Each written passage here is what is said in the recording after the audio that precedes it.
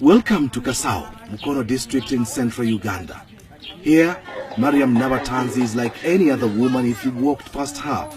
But get to her home and you may be forgiven for thinking this is the boarding section of a school. Nabatanzi is 39 years old and has mothered 44 children already. 38 are alive today. You heard right, 44 children, all delivered normally. Everything here is done massively with near military precision. 22 kilograms of maize or corn flour, 7 kilograms of beans, 2.5 kilograms of sugar. That's the daily feed for this humongous family. I lost count of how many breads they ate. I'm in the middle of a huge operation, feeding operation. It's like a military operation. Feeding bread and porridge, that is for breakfast, to 24 kids out of the 38. It's just unbelievable. I can't tell who is who. I just wonder how the mom does it. They've just finished now, just been serving bread and porridge, and some guys were coming back for a second take. Their mom could recognize and say, you just come for a double, but some would actually get away with it. It's quite an interesting, extraordinary family, I should say. Question is, how did this all begin for Nabatanzi? First, she was married off too young, aged 13, and started having children immediately. In my heart, I wish to have 6 children. I gave birth 4 times, and on each occasion, I had twins. 8 children were more than what I had bargained for. I went to hospital to ask the doctors to stop me from having babies. The doctors carried out tests and said it would be risking my life if they stopped me. I was too fertile to stop. I went back home and conceived quintuplets. 5 children at once and then 2 times more. With 23 kids, I thought it was too much and I went back to hospital, but the doctors said they couldn't stop me without risking death. I was pretty healthy, having natural births. Gynecologists say it's possible to be this fertile, although not commonplace. But once you have these many children, my question then is, how hard is it to name these children? We both break into a bout of laughter. We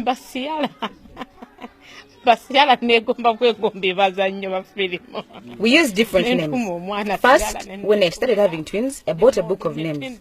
So I'd pick names from there. Then my husband is Catholic and I'm Muslim. So don't be surprised to see a Mohammed, then a Dennis. We'd pick from each side. Then we looked for ancestral names. When the numbers got bigger, I began picking names of my favorite movies, especially Nollywood. I've got Ciara's, Precious Ozokwa, Desmond Elliot, Genevieve Naji, and so on. When you hear this kind of story, you must be wondering where the man responsible for all this procreation is. Well, when I posed this question, Mariam's lead face suddenly turned sad.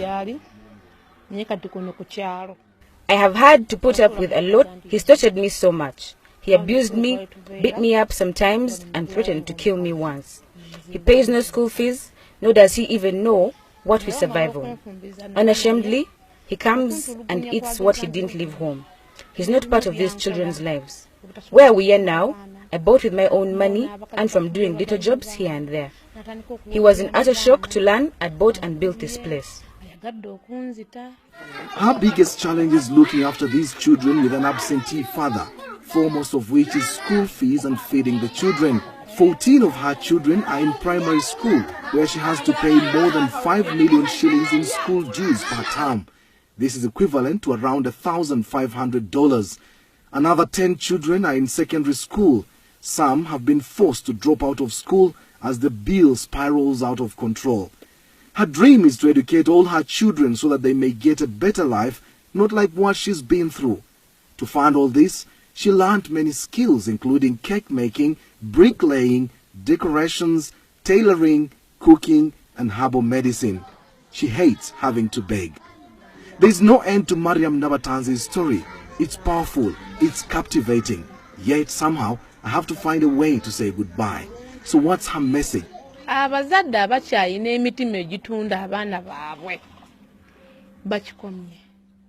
message is mainly to parents. Stop selling your children through early marriages.